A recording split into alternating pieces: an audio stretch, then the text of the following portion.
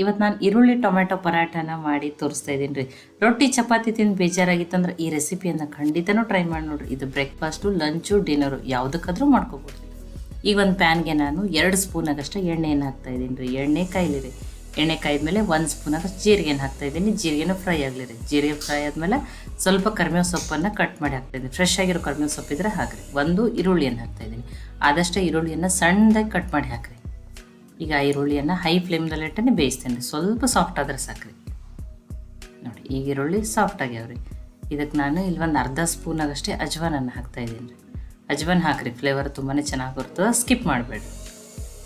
ಅದನ್ನು ಒಂದು ಅರ್ಧ ನಿಮಿಷ ಆಗಷ್ಟೇ ಅಜ್ವಾನ್ ಹಾಕಿದ ಮೇಲೂ ಬೇಯಿಸ್ಕೊಂಡಿದ್ದೀನಿ ರೀ. ಇದಕ್ಕೆ ನಾನಿಲ್ಲಿ 3 ಟೊಮ್ಯಾಟೋನ ಸಣ್ಣದಾಗಿ ಕಟ್ ಮಾಡಿ ಹಾಕ್ತಾಯಿದ್ದೀನಿ. 1 ಈರುಳ್ಳಿ 3 ಟೊಮ್ಯಾಟೋನ ಹಾಕಿದ್ದೀನಿ ರೀ. ರುಚಿಗೆ ತಕ್ಕಷ್ಟು ಉಪ್ಪು ಹಾಕೋದ್ರಿಂದ ಟೊಮ್ಯಾಟೊ ಬೇಗನೆ ಸಾಫ್ಟ್ ಆಗ್ತಾವೆ ರೀ.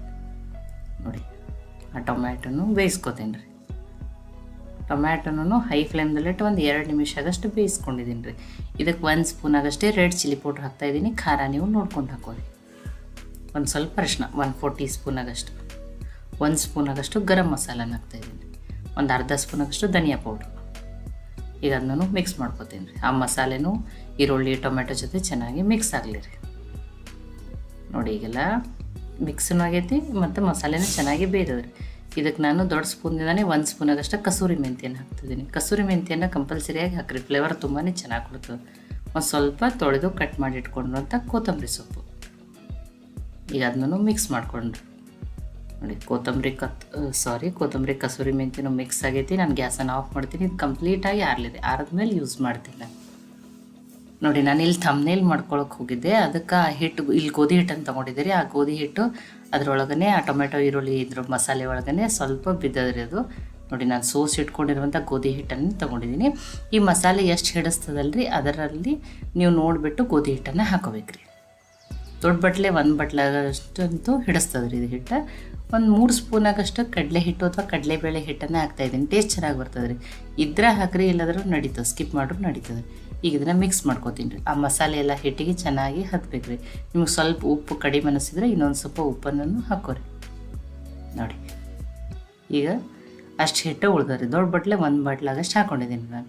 ಈಗ ಇದಕ್ಕೆ ಸ್ವಲ್ಪ ನೀರನ್ನು ಹಾಕಿ, ಡೈಲಿ ನಾವು ಚಪಾತಿಗೆ ಯಾವ ರೀತಿ ಹಿಟ್ಟು ಕಲಿಸ್ತೀವಲ್ಲ ಅದೇ ರೀತಿಯೇ ನಾನು ಈಗ ಕಲಿಸಿ ರೆಡಿ ಮಾಡ್ಕೊತೀನಿ ರೀ.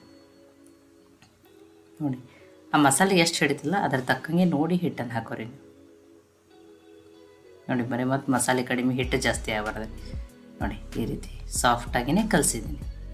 ಇದಕ್ಕೊಂದು ಸ್ವಲ್ಪ ಎಣ್ಣೆನ ಹಚ್ತೀನಿ ರೀ. ನೋಡಿ, ಎಣ್ಣೆ ಹಚ್ಚಿ ಮುಚ್ಚಿ ಒಂದು 10 ನಿಮಿಷ ತೆಗೆದಿಡ್ತೀನಿ ರೀ. ಹಿಟ್ಟು ಒಂಚೂರು ನೆನಿಲಿ ರೀ. ನೋಡಿ, 10 ನಿಮಿಷ ಆಗ್ಯದ. ಹಿಟ್ಟನ್ನು ಇನ್ನಷ್ಟು ಸಾಫ್ಟ್ ಆಗ್ಯದ ರೀ.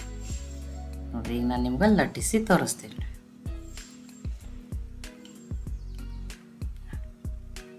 ಈಗ ಸ್ವಲ್ಪ ನಾವು ಡೈಲಿ ಚಪಾತಿಗೆ ಎಷ್ಟು ಹಿಟ್ಟು ತೊಗೋತೀನಲ್ಲ ರೀ ಅಷ್ಟೇ ಇತ್ತು. ನೀವು 2 ಥರ ಲಟ್ಸ್ಕೊಬೋದು. ನೋಡಿ, ಇಲ್ಲಿ ಟ್ರಯಾಂಗಲ್ ಶೇಪ್ನಲ್ಲಿನೂ ಲಟ್ಸ್ಕೊಬೋದು ಅಥವಾ 1 ಪದರಾಗಿ ತೆಳುವಾಗಿನೂ ಲಟ್ಸ್ಕೊಬೋದು. ಅವಾಗೂ ಇಷ್ಟೇ ಸಾಫ್ಟೇ ಬರ್ತಾವೆ ರೀ. ನೋಡಿ, ಗೋಧಿ ಹಿಟ್ಟನ್ನು ಹಚ್ಚಿ ನಾನು ಇಲ್ಲಿ ಟ್ರಯಾಂಗಲ್ ಶೇಪ್ನಲ್ಲಿ ನಿಮ್ಗೆ ಲಟ್ಟಿಸಿ ತೋರಿಸ್ತೀನಿ. ಆಮೇಲೆ ಬಂದು ತೆಳುವಾಗಿನೂ ಅದನ್ನು ಲಟ್ಟಿಸಿ 2 ರೀತಿ ನಾನು ನಿಮಗೆ ಮಾಡಿ ತೋರಿಸ್ತೀನಿ ರೀ. ನೋಡಿ, ಎಣ್ಣೆ ಹಚ್ಚಿ ಈ ರೀತಿ ಟ್ರಯಾಂಗಲ್ ಶೇಪಲ್ಲಿ ಅಂದರೆ ಸ್ವಲ್ಪ ಪದರ ಆಗಿ ಬರ್ತದೆ. ಇಲ್ಲಾಂದ್ರೆ ನೀವು 1 ಪದರಾಗಿನೂ ತೆಳುವಾಗಿನೂ ಲಟ್ಸ್ಕೊಬೋದು. ನಿಮಗೆ ಯಾವುದು ಈಸಿ ಆಗ್ತಿಲ್ಲ ಆ ರೀತಿ ನೀವು ಮಾಡ್ಕೊರಿ. ನೋಡಿ, ಒಂದನ್ನು ಲಟ್ಟಿಸಿ ತೋರಿಸಿದ್ದೀನಿ, ಇನ್ನೊಂದನ್ನು ನಾನು ನಿಮ್ಗೆ ಲಟ್ಟಿಸಿ ತೋರಿಸ್ತೀನಿ ರೀ. ಇದು ನನ್ನ ಕತ್ತಕ ಸೈಡಿಗೆ ಇಡ್ತೀನಿ. ನೋಡಿ, ಕನ್ನಡತಿ ಅಡುಗೆ ಚಾನಲನ್ನು ಸಬ್ಸ್ಕ್ರೈಬ್ ಮಾಡಿ, ಬೆಲ್ ಐಕಾನ್ ಪ್ರೆಸ್ ಮಾಡೋದನ್ನು ಮರಿಬೇಡ್ರಿ.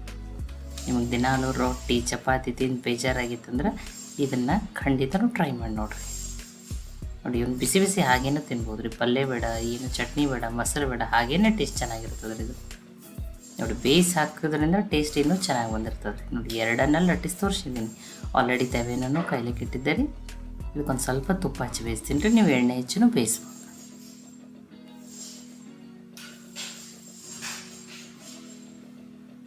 ನೋಡಿ, ಇದನ್ನು ತಿರುವಿ ಚೆನ್ನಾಗಿ 2 ಸೈಡಾಗಿ ಬೇಯಿಸ್ಕೊಳ್ಳೋಣ ರೀ.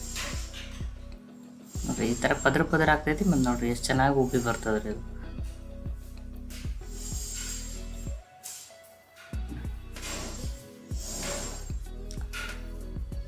ಇದು ಪರಾಟ ಬೇಯ್ತದ್ರಿ. ಇದು